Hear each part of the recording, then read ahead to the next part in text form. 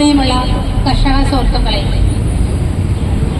ആദ്യമായി ഇവിടെ എത്തിച്ചേർന്നിട്ടുള്ള വിശിഷ്ടാതിഥികൾ, അന്നമുണ്ണുന്നവന്റെ വില മനസ്സിലാക്കി ഇവിടെ എത്തിച്ചേർന്ന അവർക്ക് NKSSന്റെ പേരിലുള്ള സ്നേഹാഭിവാദ്യങ്ങൾ അർപ്പിക്കുന്നു.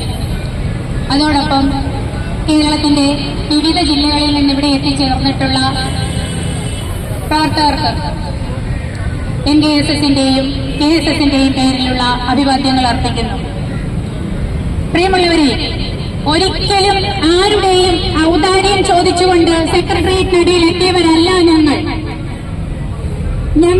ഞങ്ങളുടെ ന്യായമായ അവകാശങ്ങൾ മാത്രം ആവശ്യപ്പെട്ടുകൊണ്ടാണ് ഇവിടെ എത്തിയിരിക്കുന്നത്. എനിക്ക് ഒരു കാര്യത്തിൽ വളരെ സന്തോഷമുണ്ട്.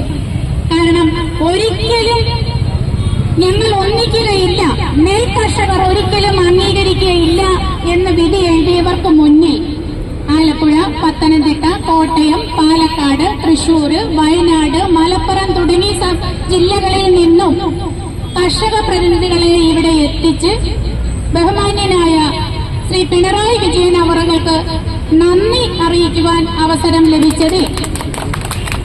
എന്തിനാണ് നന്ദി എന്നല്ലേ നിങ്ങൾ ചിന്തിക്കുന്നത്?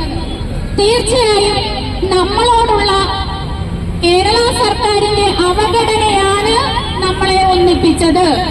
അതല്ല എങ്കിൽ ഇന്നും നമ്മൾ ചിന്നിച്ചിതറിക്കിടന്നേനെ.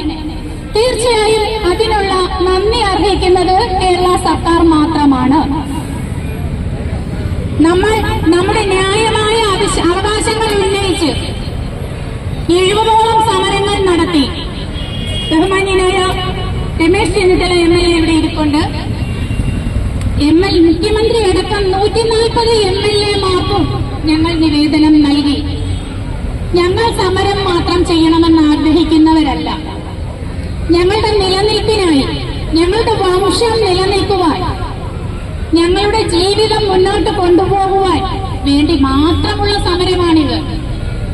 ഞങ്ങൾക്ക് ഒരു രാഷ്ട്രീയ പാർട്ടിയുടെയും അധികാരത്തിലേക്കണമെന്നോ താഴെ ഇറക്കണമെന്നോ ഉള്ള അതിമോഹങ്ങളൊന്നും തന്നെയില്ല.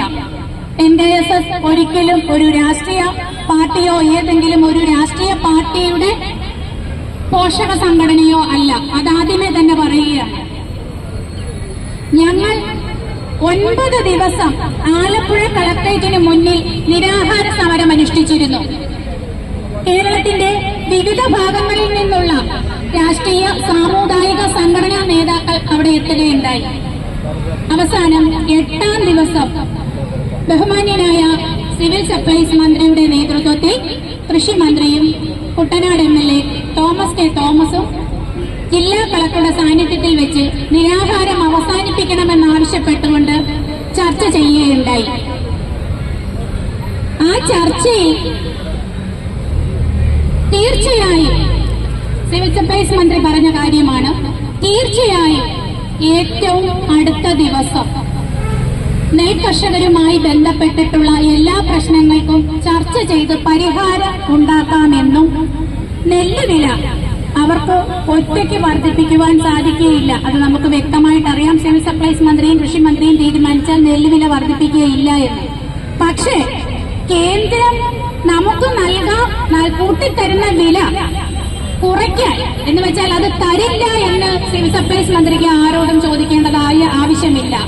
അങ്ങനെ ഒരു ന്യൂസ് വന്നാലുടൻ തന്നെ പിറ്റേ ദിവസത്തെ പത്രത്തിൽ ബഹുമാന്യനായ GR അനിലിന്റെ പ്രസ്താവന കാണാം.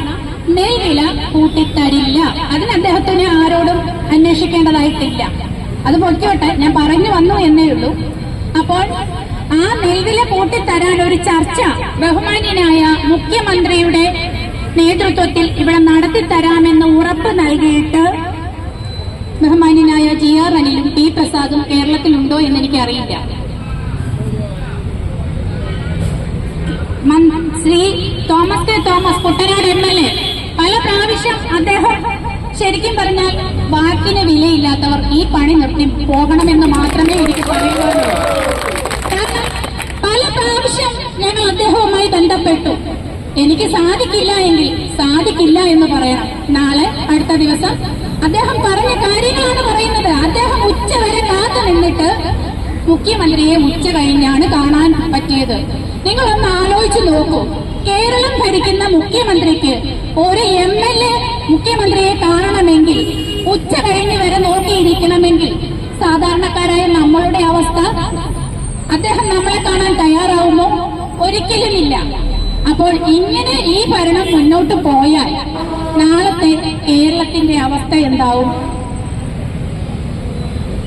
ഇന്ത്യയുടെ സമ്പദ് വ്യവസ്ഥയുടെ അടിസ്ഥാന ഘടകം കർഷകരാണെന്നിരിക്കെ കർഷകരെ ചവിട്ടിത്തേക്കുന്ന നിലപാടാണ് സംസ്ഥാന ഗവൺമെന്റിന്റെ ഭാഗത്തു നിന്നുണ്ടാവുന്നത്.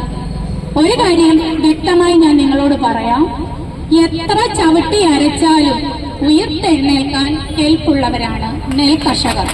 അക്കാര്യത്തിൽ ആർക്കും ഒരു സംശയവും വേണ്ട. ഞങ്ങളുടെ ജീവിതം നിങ്ങൾ എടുത്തു നോക്കിയാൽ നിങ്ങൾക്കത് മനസ്സിലാവും.